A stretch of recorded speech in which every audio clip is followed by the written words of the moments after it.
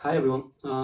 सो आज मैं जो हूँ एक ऐसे स्टोरी के बारे में बात करने वाला हूँ जो कह सकते हैं वो दुनिया का पहला सीरियल किलिंग था। बट वो सिर्फ सीरियल किलिंग नहीं था, वो एक ऑब्सेशन को जन्म देता है, जो ऑब्सेशन आज भी है हमारे बीच। लेकिन वो जो ऑब्सेशन है उसके लिए बहुत सारे उपाय हो गए हैं, और आप आगे चल के जब पूरा स्टोरी जानोगे तो इस ऑब्सेशन के बारे में आप ये जानोगे कि बहुत ही अच्छा है कि आज के दौर में ये चीज़ है। तो अब मैं उसी ऑब्सेशंस के बारे में बात करूंगा। तो ये 15वीं शताब्दी के शुरुआत के दिनों की बात है।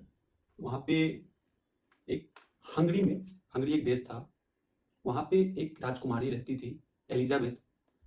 और वो जो थी बहुत ही सुंदर, बहुत सुंदर, इतनी सुंदर कि 11 साल के एज में ही उसकी खूबसूरती के चर्चे देश विदेश में फैले हुए थे।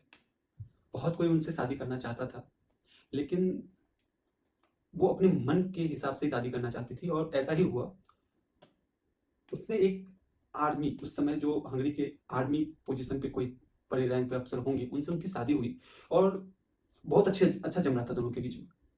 इतना अच्छा जम रहा था कि वो आर्मी ऑफिसर जो है वो अपनी वाइफ को दूसरे को हर टॉर्चर करने का ट्रेनिंग दिया करता था।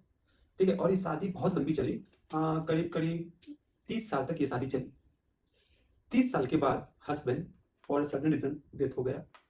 अब वो बस अकेली रानी हवेली में रहती थी, लेकिन उस समय भी उसको अपनी खूबसूरती को लेके बहुत ऑब्सेशन था। वो कभी बूढ़ी नहीं होना चाहती थी, जो आज भी बरकरार है। आज भी आप जान सकते हो, कोई बूढ़ा नहीं दिखना चाहता है। उसके लिए हजारों cream, lotions and beauty products available है मार्केट में। तो उस समय ऐसा कुछ नहीं था। तो ऐसा हुआ कि उसने एक दिन अपनी एक नौकरानी को जोर से तमाचा मार दिया। और जो तमाचा मारा तो ऐसा हुआ कि उसके लिप्स से खून निकलने लगा। तो गलती से महारानी के हाथ में थोड़ा सा उसका खून लग गया, और उसको उसने बाद में साफ किया। तो उसने क्या पाया कि उस खून जो उसके हाथों में लगा, वो खून उसकी स्किन को बहुत ही, मतलब, स्मूथ बना दी। बहुत अच्छा दिखने लगा उसका वो स्किन उस एरिया में। तो उसने क्या सोचा कि कुछ तो है ब्लड में।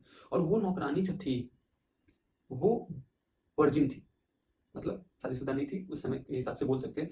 तो उसको कैसा लगा कि ऐसा हो सकता है कि अगर हम किसी वर्जिन का खून अपने शरीर पे लगाए तो जो थोड़े से जगह पे इफेक्ट दिख रहा था वो पूरे शरीर पे दिखेगा।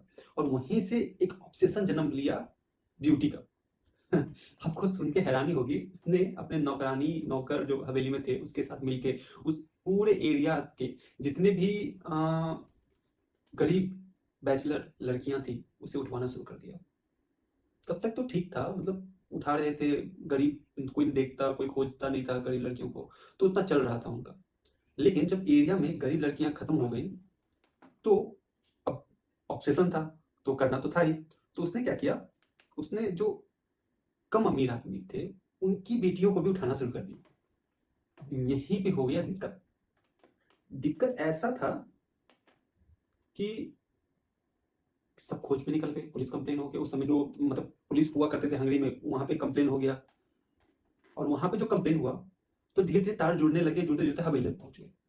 अब हवेली जब तार पहुंचे और जब हवेली को सर्च किया गया, आप यकीन नहीं करेंगे, उस हवेली की धरती के नीचे दीवारों में इतनी लाशें मिली, इतने लाशों के अवशेष मिले कि आप सोच नहीं सकते। 80 80 लड़कियां, सिर्फ 80 नहीं, 80 लड़कियां तो सिर्फ अमीर घरों की निकली। और टोटल लाश जो थी वो 600 निकला, 600। मतलब कि उसने अपनी सुंदरता बनाने के लिए, सो कॉल, पता नहीं होता है कि नहीं होता, आई डोंट नो, पर सुंदरता बनाने के लिए उसने 600 लड़कियों की कुर्बानी दे दी। और उनके जो खून थे उसको अपने शरीर पे लगाती थी वो बाकायदा। इसके चलते इस केस को सबसे क्रूरल, ऑब्सेशन भरा और दुनिया का पहला सीरियल किलिंग बोल सकते हैं। ये था सच्चाई, एक सच्ची घटना है। आप सर्च कर सकते हो, मैं डिटेल कैप्शन में दे दूंगा। पूरे स्टोरी, सारे नाम, जगह, इस सबको दे दूंगा, आप पढ़ सकते हो फॉर योर रेफरेंस। बट ऐसा हुआ था। अभी आप सोच सकते हो क्या होता है ऑब्सेशन। तो आज आपको थैंक यू बोलना पड़ेगा जो वो ब्यूटी प्रोडक्ट्स का, जिसके चलते आज कितनी भी ऑब्सेशन वाली लड़कियां हैं, I am not getting batch, मतलब लड़के लड़कियां सारे हैं जो अपने ब्यूटी के लिए कॉन्शियस हैं। वो आज वो ब्यूटी प्रोडक्ट से काम चलाती हैं। ये तो क्या होता अगर ये नहीं होती तो? एग्जाम्पल तो आपके पास ही है। सो इतना ही इस वीडियो में, अगली बार एक नए स्टोरी के साथ हम हाजिर होंगे। और thank you for watching. Please do likes and subscribe my channel for such a entertaining video and a knowledgeable video जो मैं आप तक लेके आता हूँ। Thank you for watching. Have a nice day.